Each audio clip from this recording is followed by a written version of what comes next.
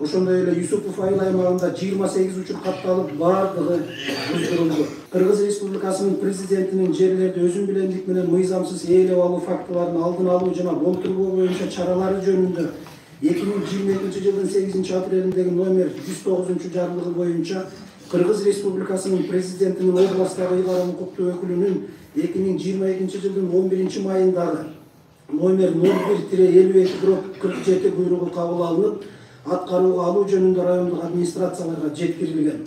Натыйжада 2022 жылы облус боюнча 531 мыйзамсыз объектилер аныкталып, алардын 331 объектиси буздурулду.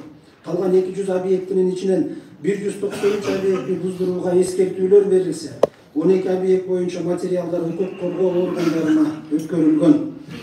Урматтуу мекендештер, сиз Москвада иштеп, кирди чыкты кызматына муктаж болсоңуз, биздин кызматтан пайдаланыңыз. Биздин компания эң акыркы үлгүдөгү унаалар менен камсыздалган. Салондо акысыз Wi-Fi бар, жана документтер жагынан жардам беребиз. Бизде көп жылдык тажрыйбасы бар айдоочулар иштейт. Байланыш үчүн номерлерибиз +7 926 725 38 85 +7 999 997 46 76. Буздурулган 331 объектинин ичинен Араван районунда 114, Кара Суу районунда 13 фундамент суга тайдоо жерлерге куюлган. Калган 204 объект жолдун жана башка жерлердин корук аймактарындагы кызыл сызыктарга курулуп калгандар болуп эсептелет. Араван райондук комиссиясы тарабынан жүргүзүлгөн иш аракеттердин натыйжасында үлүш жерлерине турак үй куруу үчүн фундамент куюлган Алиянаров айыл аймагында 68 учур катталса, бүгүнкү күндө 32си буздурулду. Ошондой эле Юсупов айыл аймагында 28 учур катталып, бардыгы буздурулду. Керметоо айыл аймагында 8 учур катталып, бирөөсү буздурулду. Тепе-Коргон айыл аймагында 11 учур катталып, бардыгы буздурулду. Натыйжада 115 фундаменттин ичинен 72 фундамент буздурулуп, 36 объектке буздурууга эскертүүлөр берилсе, 7 объект боюнча материалдар райондук ички иштер бөлүмүнө өткөрүлүп берилди. Ал эми Каракулжа районунда жалпысы автожолдун корук аймагында 24 мыйзам бузуу иштери аныкталып, анын ичинен 7 мыйзам бузуу иштери буздурулду. Каракулжа айыл аймагындагы Калматаев көчөсүндө 16 турак жайлар кызыл сызыкка чыгып, мыйзамсыз курулуштарды куруп алгандыгы боюнча акт түзүлүп, укук коргоо органдарына өткөрүлдү. Ошондой эле Кара Суу райондук шаар курулушу жана архитектура башкармалыгы тарабынан жалпысы 149 объектиге эскертүү баракчалары берилди. Кашкар-Кыштак айыл аймагынын Кашкар-Кыштак айылынан 21 объект, Нариман айыл аймагынын Жиделик айылында 56 объект, Шарк айыл аймагынын Мачак участкасынан 32 объект, Сарай айыл аймагынын Киров айылынан 5 объект, Сабай айыл аймагынын Кеңсай айылынан 6 объект, Кызыл Кыштак айыл аймагынан 29 объект. Ал эми суга тайдоо жерлерге жарандар тарабынан өз билемдик менен куюп алган 13 фундамент буздурулуп, жерлер кайра калыбына келтирилди. Папан айыл аймагында 5, Сарай айыл аймагында 4, Төлөйкөн айыл аймагында 2, Сабай айыл аймагында 2. Ноокат райондук комиссия тарабынан Ош Баткен автожолунун четинде жайгашкан турак үйлөрдүн жана башка ар кандай курулуш объектилердин жолдун корук аймагына кирип курулган бөлүгү бардыгы 481 объект экендиги аныкталып, анын ичинен 239 объект буздурулду. Өзгөн районунда 5 объект аныкталып, Өзгөн райондук ички иштер бөлүмүнө өткөрүлүп берилген. Ал эми Алай жана Чоң Алай райондорунда өз билемдик менен курулган мыйзамсыз курулуштар аныкталган жок. Бул багыттагы иштер мындан ары да катуу көзөмөлгө алынып, аймактарда дайыма натыйжалуу иштер жүргүзүлүүсү зарыл. Жер мунапысы боюнча Кыргыз Республикасынын Министрлер Кабинетинин 2022 жылдын 31 майындагы номер 291 токтому менен бекитилген жер мунапысын жүргүзүүнүн тартиби жөнүндө жобонун аткарылуусунун негизи Кыргыз Республикасынын Министрлер Кабинетинин 2022 жылдагы 10 январындагы номер 1-Т жашоочулардын жеке жер укуктук мамилелери чөйрөсүндөгү социалдык көйгөйлөрүн чечүү, жарандардын жер участоктарына болгон менчик укуктарын мамлекет тарабынан таануу, бекемдөө жөнүндөгү тескеменин 6 таблицасынын негизинде 2022 жылдын январь айында райондук комиссиялар даярдаган маалымат боюнча курулуп калган үйлөрдүн жана куюлуп калган фундаменттердин саны Ош облусу боюнча 16199 түзгөн. Бүгүнкү күндө Кыргыз Республикасынын Министрлер Кабинетинин 2022 жылдын 31 майындагы номер 291 менен бекитилген жер мунапысын жүргүзүүнүн тартиби жөнүндө жообун аткаруусу боюнча түзүлгөн райондук комиссиялар 16199 объектинин үстүндө иш алып барышууда.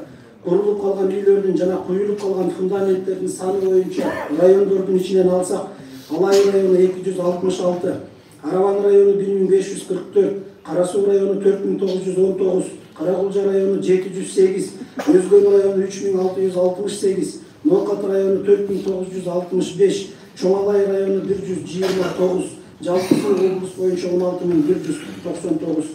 16199 курулуп калган үйлөрдүн жана куюлуп калган фундаменттердин ичинен 9444 адам мыйзамдаштыруу үчүн бүгүнкү күндө райондук мамлекеттик администрацияларга арыз менен кайрылышкан. Бүгүнкү күндө атайын түзүлгөн комиссиялар тарабынан 3795 арыз каралып, 2046 тизме элдин кароосуна иленген жана 90 турак үй мыйзамдаштырылып, бос актыларын алышкан.